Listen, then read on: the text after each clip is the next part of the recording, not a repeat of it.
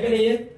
लेकिन आज इंसान यूज क्या कर रहा है? इनकी मुकाबले इंसान यूज कर रहा है मेन मेन चीजों को, पिज्जा, बर्गर, चाउमीन, रसगुल्ला।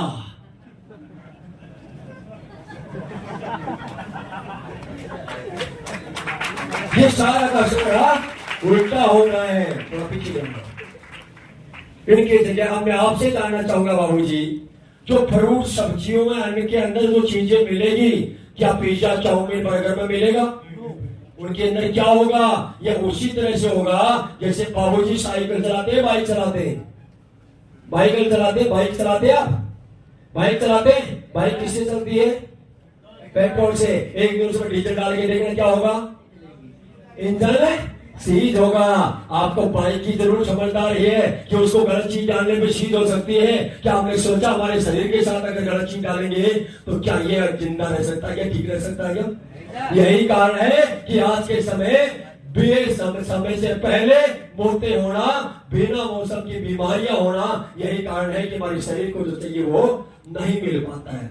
फिर भी आपके माइंड में आ रहा होगा, नहीं साहब हम सब्जियां, फ्रूट, सारी चीजें खाते हैं। तो मैं आपको पहले ही बताया, आप देखिए कि क्या कर रहे हैं हम। आज हमारा हिंदुस्तान का ऐसा मौसम है, सीजन वाइज फ्रूट और सीजन वाइज सब्जियां आती है, मानते हैं इस बात को? लेकिन आज पेस्टिसाइड का इस्तेमाल करके, नई नई तकनीकें इस्तेमाल करके आज 12 महीने हर चीज अवेलेबल मार्केट में मिलेगी हर समय। और उसका एक ही कारण है पेस्टिसाइड का इस्तेमाल करना, कोल्ड स्टोर का निर्माण करना। पहले से कच्ची सामग्री तोड़ के, कच्चे आम तोड़ के इकट्ठा कर लेते हैं, कच्चे केले तोड़ के इकट्ठा कर लेते हैं। डिमांड आई, केमिकल डाल के कलर चेंज करके दे दिया जाता है। ऐसा होता है कि नहीं होता? मैं सर आपसे ही जानना चाहूंगा, आज एक आम तोड़ा हुआ आज का और उसको 1 साल बाद में खाओगे, क्या उसमें वो चीजें मिलेगी? बिल्कुल नहीं मिलेगा सर। और बिल्कुल सही कहा। आज ये उसी के साथ वही हो रहा है। वो कलर का दिखाई तो दे रहा है, सेम उसी तरह से हो रहा है जैसे एक इंसान की आज मृत्यु हो चुकी है, उसको बर्फ में लिटा के 1 साल तक रख सकते हो, लेकिन क्या फिर से उसको जिंदा करने की ताकत उसको बचेगी? आज वही आज हमारे खाने के साथ हो रहा है। हर चीजों का गलत तरीके से इस्तेमाल होने से फायदे की जगह नुकसान देता है। इसके साथ ही आप देख रहे हो air pollution, radiation, water pollution, ये सारे खतरे विश्व की सबसे बड़ी समस्याएं बन रही है। ऐसा है या नहीं है?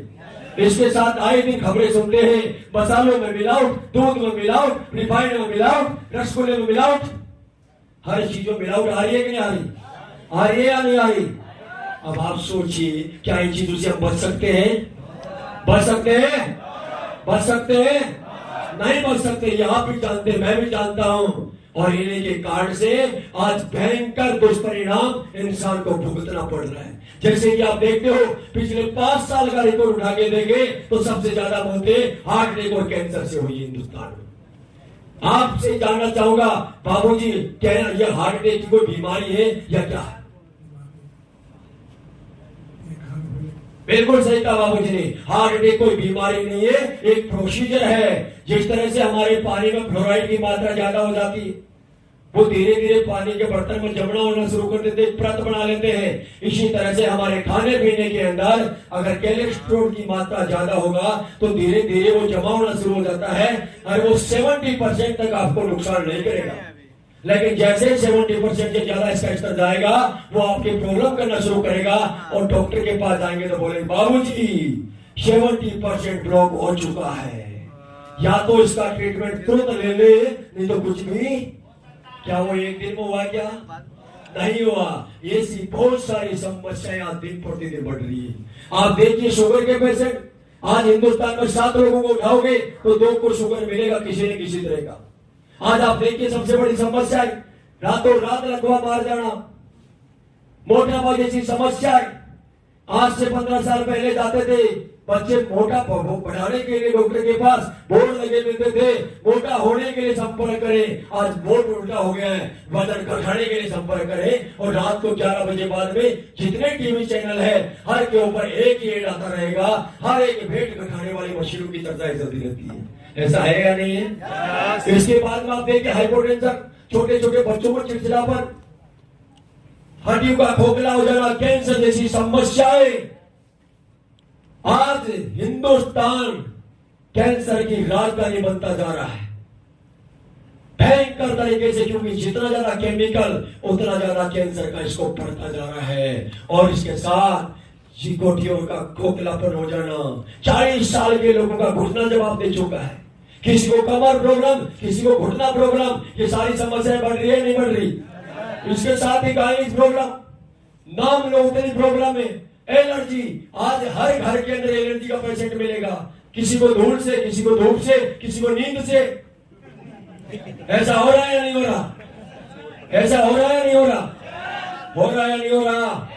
मैं आपसे जानना चाहूंगा, क्या बाबूजी का कोई इलाज बच्चा है? क्या इलाज बच्चा है? डॉक्टर के पास जाएंगे भी तो एक ही चीज बोलेगा, लगातार दवाई खाना पड़ेगा। और हर इंसान एक चीज बोलता है कि एलोपैथिक ज्यादा यूज करने से, एंटीबायोटिक ज्यादा यूज करने से आपको लिवर को कंडम कर सकता है, किडनी खराब कर सकता है, शरीर में बहुत ज्यादा नुकसान करता है। ये तो सुना ही है ना? तो अब आप सोचिए, ये जितनी भी बीमारियों का नाम बताया, क्या कोई इनका परमानेंट इलाज बचा है? डॉक्टर कहेगा जब तक जिएगा तब तक दवाई खानी पड़ेगी। तो कभी आपने सोचा उनका लिवर का, उनका किडनी का, उनका आई का क्या होगा? 2 से 3 साल में एक बीमारी खत्म करने के लिए 3 बीमारी और लेके आएगा और मरने से उसको कोई बचा। ऐसा सही कह रहा हूं नहीं कह रहा? ऐसा हो रहा है कि नहीं हो रहा? तो फिर रास्ता क्या है? क्या ये बीमारियां पहले नहीं थी? क्या बीमार पहले नहीं हुआ करते थे? क्या पहले इतने हॉस्पिटल थे? क्या पहले इतने डॉक्टर थे? इलाज तो पहले भी हुआ करता था। पहले इलाज क्या था? यानी लगभग बीमारियों का इलाज घर में ही हो जाता था। कोई सर्दी जुकाम हो जाता, हमारे घर वाले बोलते काढ़ा बना के दे दो, ठीक हो जाता था। अरे होता था कि नहीं होता था? किसी को चोट लग जाती, फोड़ा फुंची हो जाता, हल्दी के पट्टे बांध के ठीक कर देते, होता था कि नहीं होता था? क्या वो आज नहीं हो सकता? क्या हो सकता है कि नहीं हो सकता? हो सकता है। लेकिन पहले डॉक्टरों को लालच नहीं था, फीस नहीं लिया करते थे साहब। वो डॉक्टर तो बुरा मत मानना, डॉक्टर को भगवान तब तक बोलते थे जब तक वो फीस नहीं लिया करते थे। आज डॉक्टरों ने अपना बिजनेस बनाया और उसको पता है 10 करोड़ लगा के हॉस्पिटल तैयार कर लिया, ये वसूली इन्हीं से करना है। उसको आज भी पता है सर्दी जुकाम हो गया, 3 दिन गर्म पानी पीने से वैसे ठीक हो जाएगा, और टेबलेट खाएगा तो भी 3 दिन लगेगा। लेकिन उसको पता है कि अगर वो वहां जाएगा, 1 टेबलेट काम करेगी, 4 टेबलेट बिल बनाएगी। उसको पता है कि उसका हॉस्पिटल इसी से चलाना है। उसको पता है बेड खाली नहीं रखना है। ये सारी समस्या होने के कारण से वो अपनी लालच में आज इंसान का दुश्मन इंसान ही बनता जा रहा है। और मैं बोल नहीं रहा, आज अपने पहले के टाइम में बाबूजी, आप अपने बचपन में डॉक्टर के पास जाते, कितने एमजी की टेबलेट देता था? 50 mg 100 mg से टेबलेट से इलाज करता था। लेकिन आज के टाइम में जाए तो अगर यही हालात रहा तो ये आज बड़े बड़े साइंटिस्टों की टेंशन है कि आने वाले समय के अंदर इंसान को बचाने का कोई रास्ता नहीं मिलेगा। और ये मैं बोल नहीं रहा, मैं आपको एक छोटा सा प्रूफ भी दिखाता हूं। ये वीडियो सुनिए, इसके बाद बताइए। बाबूजी इसका डाल देना।